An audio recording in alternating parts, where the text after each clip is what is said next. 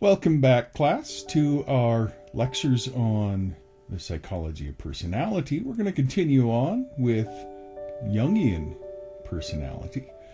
So we'll explore the ideas here of the theories of Carl Jung, who was a prominent figure in the field of psychology and also, incidentally, a student of Sigmund Freud. He was an associate of Sigmund Freud, a little bit younger. Now, Carl Jung was born in Switzerland in 1875, and he was trained as a psychiatrist, and he worked closely with Freud in the early 1900s and even became the president of the International Psychoanalytic Association, which was Freud's way of promoting his theories. However, Jung's ideas eventually diverged from Freud's, mainly because Freud was very interested in having sexuality and the pleasure principle as the core of personality, while Jung believed that there were some other things that were important as well. But they both recognized the power of the unconscious. Now, instead of sexuality, Jung proposed that there was not only a personal unconscious, but also a collective unconscious. And the collective unconscious, according to Jung, is a collection of shared ancestral memories that all humans possess. And these kinds of things, he argued, were kind of written into the DNA of people. Now, Jung believed that the collective unconscious contains a variety of archetypes, certain ways of viewing the world, and cross-culturally universal symbols that all people, no matter what their background, will recognize in some way. And that explains, in his mind, the similarities among people in their emotional reactions to many different types of stimuli. And these archetypes include things like the mother, the goddess, the hero, the mandala or circle, which Jung believed symbolized a desire for wholeness or unity. Now, these archetypes are not learned, but he would argue they're innate and they're passed down through generations. Now, for Jung, the underlying motivation that guides successful personality is self-realization. And self-realization is the process of learning about and developing the self to the fullest extent possible. Jung believed that the path to self-realization involves exploring both the unconscious and the conscious parts of the self. And so he identified a few parts of the self. One would be the shadow self, or the dark and hidden aspects of our own personality. And that we're only healthy if we can delve into these parts of who we are and be honest about them. Now, Jung also believed in the importance of balancing opposites, such as the masculine and feminine aspects within the self. The anima and the animus is what he called them. He believed that when we deny or repress parts of ourselves, it can lead to psychological imbalance and problems. Therefore, the process of self-actualization involves integrating all aspects of the self. So I now want to discuss Carl Jung's view of the role of introversion and extroversion in thinking and feeling in personality. Now, these concepts have been influential in the field of psychology and have led to the development of personality tests, such as something you may have heard of, the Myers-Briggs Type Indicator, the MBTI.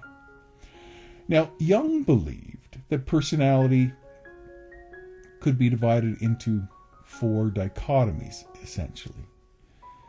Now, here I'm kind of melding a little bit of Myers and Briggs' view of personality as they based it upon Jung's, but they also added a few other things. But in essence, they kind of all come together under Jungian personality. First, there was extroversion and introversion, and thinking and feeling. Extroversion and introversion refer to where we direct our energies. Extroversion is Extroverts are more outgoing and social, while introverts are more reserved and introspective. Thinking and feeling refers to how we make decisions. Thinkers are more logical and analytical, while feelers are more in tune with their emotions and value interpersonal harmony. Jung believes that these dichotomies are not mutually exclusive, but rather exist on a continuum. In other words, everyone possesses both introverted and extroverted tendencies, as well as both thinking and feeling qualities. However, individuals may have a preference for one or the other, which shapes their personality. Jung believed that introverts are more likely to focus on their inner world of thoughts, feelings, and experiences, and introverts prefer to reflect on ideas and concepts before sharing them with others. They may enjoy solitary activities and may feel drained after prolonged social interaction. On the other hand, extroverts are more likely to focus on the external world of people, places, and things. They enjoy socializing and may feel energized by being around others.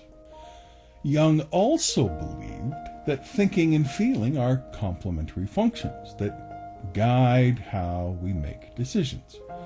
Thinkers are more likely to prioritize objective analysis and rationality, while feelers prioritize interpersonal harmony and empathy. Thinkers may come across as cold or unfeeling, while feelers may be seen as more overly emotional or irrational.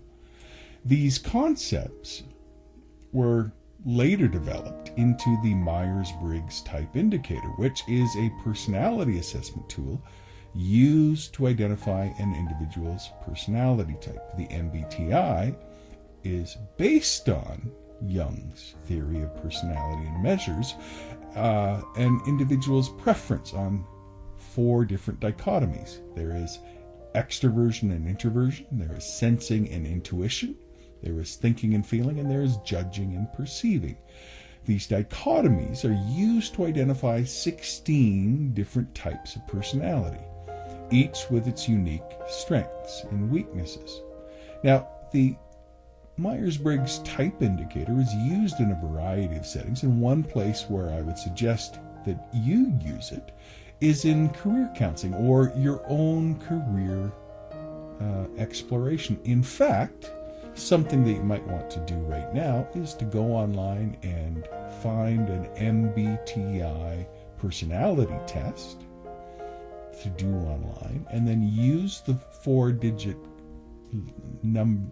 letter code that you will get from that, and look up what kinds of careers fit that personality type. And I think that you will likely find that it is a good indication of the kinds of actions and careers that you will enjoy.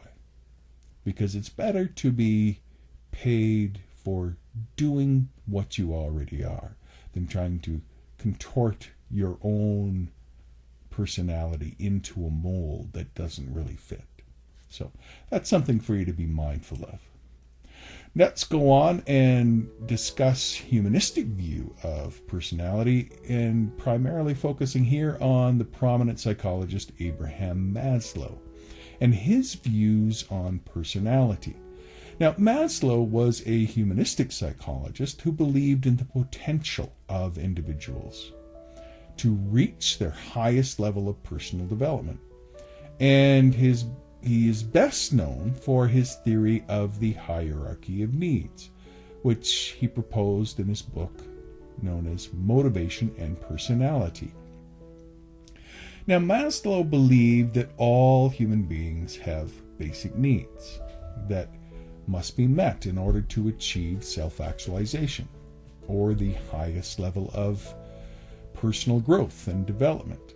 He believed that their needs are arranged in a hierarchical manner, with biological, physiological needs at the bottom and more complex needs at the top. So in essence, he argued that our environment that supplies our needs is essential for really understanding a person's personality. So it's only when those needs are met that we start to see who we are. So it's an interplay, it's an interaction between our environment, our needs, and who we become. So at the bottom of Maslow's hierarchy of needs are the physiological needs, which are things like we need food, we need water, we need shelter. Pretty basic. These are the most basic needs, and they must be met in order for a person to survive. Once these needs are met, an individual can move up to the next level, which is safety needs. Safety needs include the need for physical safety, as well as emotional security and stability. The third level of Maslow's hierarchy is the need for love and belonging. This includes the need for relationships, love, and interaction. And once these needs are met, a person can move up to the fourth level, which is the need for esteem. Now, esteem needs include the need for self-esteem, confidence, and respect from others. And finally, at the top of the hierarchy, Maslow identified the need for self-actualization. And this is the need to realize one's full potential and achieve personal growth and fulfillment. Now, Maslow believed that very few individuals ever reach this level, as it requires meeting all the other lower levels first in order to achieve this. But it's important to note here that Maslow's hierarchy of needs isn't necessarily a rigid structure, and individuals can move up and down the hierarchy at different times in their lives. For example, if all of a sudden you discovered that you didn't have food and water or shelter, well, your life is going to be turned upside down very quickly.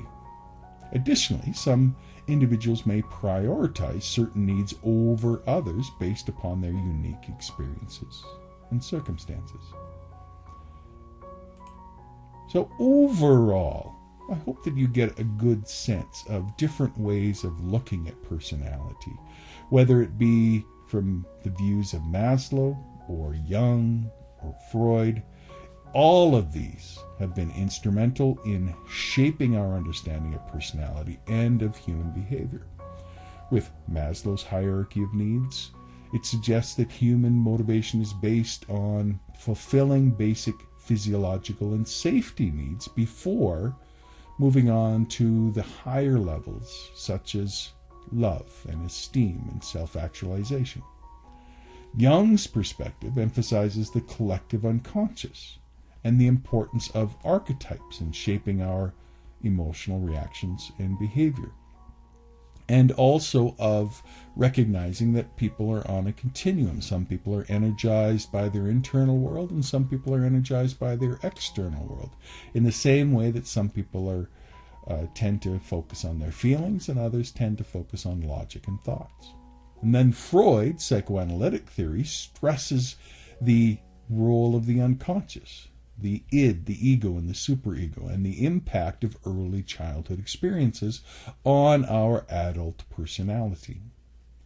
And it's by exploring these theories that we gain insight into our own behavior and the behavior of others. And so it's very important for us as we move through becoming community and social service workers that we understand how people function. For example, understanding Maslow's hierarchy of needs can help us understand why people prioritize certain needs over others, and how an unmet need can lead to dissatisfaction and psychological distress.